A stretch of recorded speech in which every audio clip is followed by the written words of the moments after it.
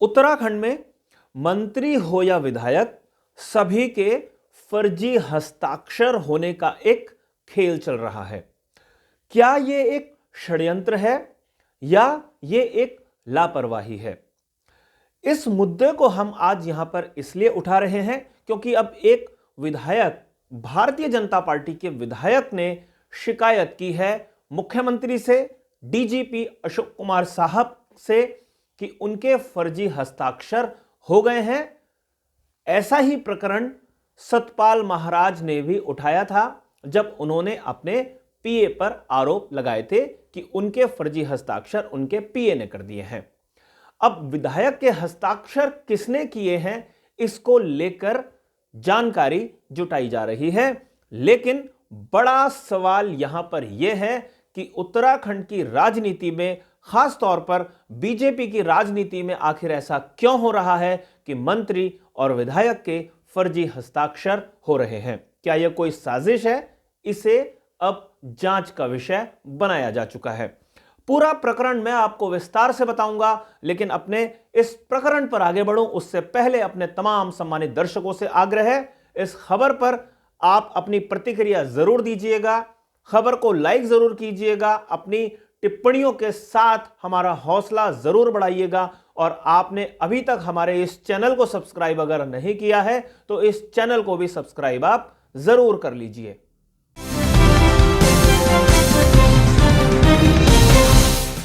नमस्कार, मैं हूं मनमोहन भट्ट।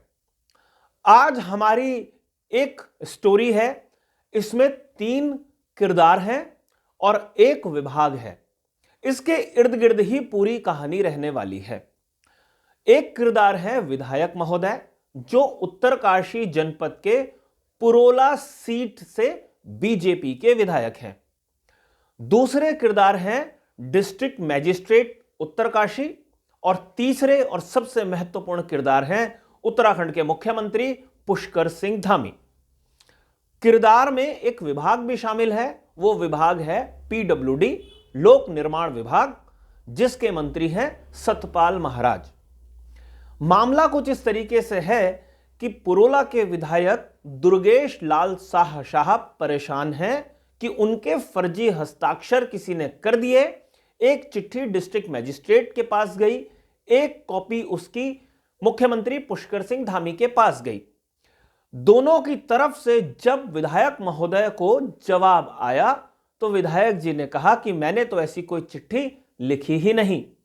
जब उन्होंने इस बारे में छानबीन की तो पता चला लोक निर्माण विभाग पुरोला से एक पत्र गायब है, और उस पत्र के नीचे जो हस्ताक्षर महोदय ने किए थे, विधायक जी ने किए थे, वो हस्ताक्षर को कॉपी कर लिया गया, स्कैन कर लिया गया है, और जो पत्र मुख्यमंत्री और जिलाधिकारी को सौंपा गया है वो पत्रांक संख्या वही है जो पुरोला के पीडब्ल्यूडी ऑफिस में दिया गया था, पत्र जो दिया गया था।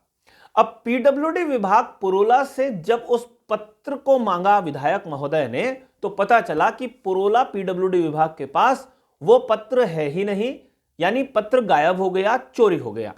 उसके बाद पीडब्ल्यूडी पुरोला ऑफिस ने भी पत्र के खोने की मुकदमेबाजी शुरू कर दी। सोचिए कितना महत्वपूर्ण है। यहां तो कई मुख्यमंत्रियों के हाथ से लिखी हुई चिट्ठी, उनके हाथ से लिखी हुई नोटिंग पत्रों पर गायब हो जाती है और कोई उसका मुकदमा दर्ज नहीं होता। लेकिन यहां पर एक विधायक सत्ताधारी पार्टी के हैं, उनकी शिकायत पर पुरोला के पीडब्ल्यूडी विभाग ने मुकदमा दर्ज करने की एप्लीकेशन दी है थाने में कि एक पत्र गायब हो गया है। खैर, अब यह पूरा प्रकरण आपको और गंभीरता के साथ आगे बताते हैं।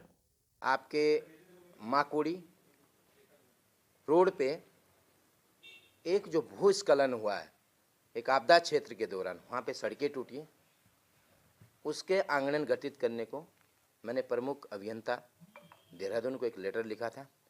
जो लेटर, उसकी कॉपी मैं आपको बताना चाहूँगा।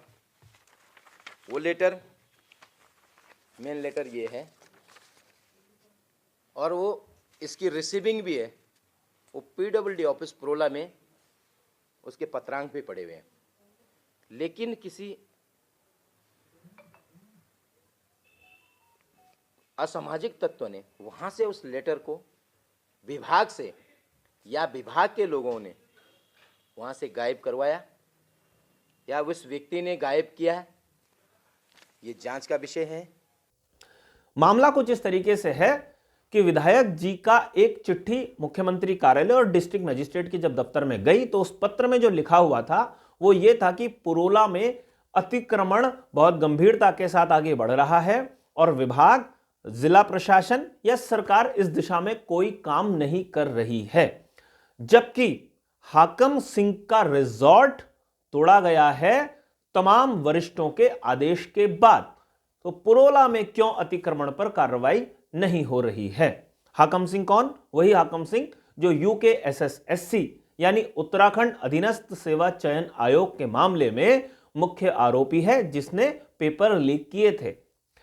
अब जब यह पत्र मुख्यमंत्री कार्यालय में गया, जिलाधिकारी कार्यालय में गया, तो वहां से इसका जवाब भी आना था, क्योंकि सत्ताधारी पार्टी के एक विधायक ने यह चिट्ठी लिखी थी। अगर विपक्षी पार्टी का विधायक भी होता तो भी आमतौर पर विभाग या जिला प्रशासन या मुख्यमंत्री कार्यालय चिट्ठी का जवाब दे देता है, और अपनी ही पार्टी का अगर विधायक होता है तो चिट्ठी का जवाब तो बनता ही है। जब वो चिट्ठी मिली विधायक जी को जवाब वाली, तो उनके होश उड़ गए और उसके बाद उन्होंने पूरे प्रकरण को बहुत विस्तार से समझाने की कोशिश की है। आप भी सुनिए विधायक महोदय क्या कहते हैं। उस लेटर को स्कैन किया, उसको क्या चाहिए था, आप जरा इसको गौर के देखिए। आप देखिए, मैं उसको चाहिए था मेरी साइन, उसको मेरे साइन चाहिए थे, ये देखिए, और ये साइन मेरे साइन को के साथ छेड़छाड़ किया गया। और ये देखिए, लेटर मैंने जब बनाया था तो उस व्यक्ति ने इस पे कोई कागज रख के इस पे कोई कंप्लेंट लिख दी। मैं सरकार का विधायक हूं और ऊपर से मेरे ही लेटर में लिख रहा है कि सरकार ने उक्त प्रकरण को आपके नेतृत्व वाली सरकार ने ठंडे बस्ते में कर दी है, तत्काल कार्रवाई की जाए। अब एक पहली तो बात तो ये है कि ये जिलाधिकारी को लेटर लिखा गया है और वो कह रहा है कि आपके नेतृत्व वाली, तो ये सोचने का विषय है।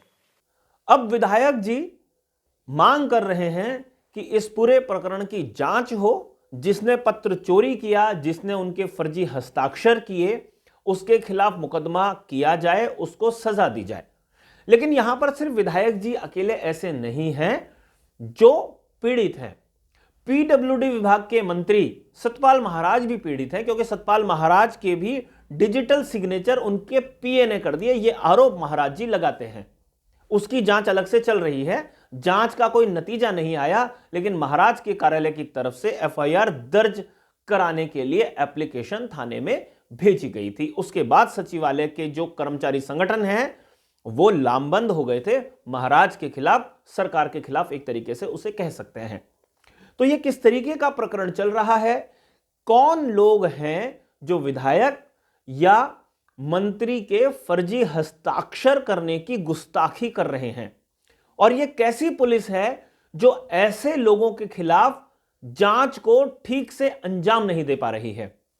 पुरोला के प्रकरण में तो ताजा मामला है, लेकिन मंत्री महोदय का प्रकरण तो कई महीनों से चल रहा है।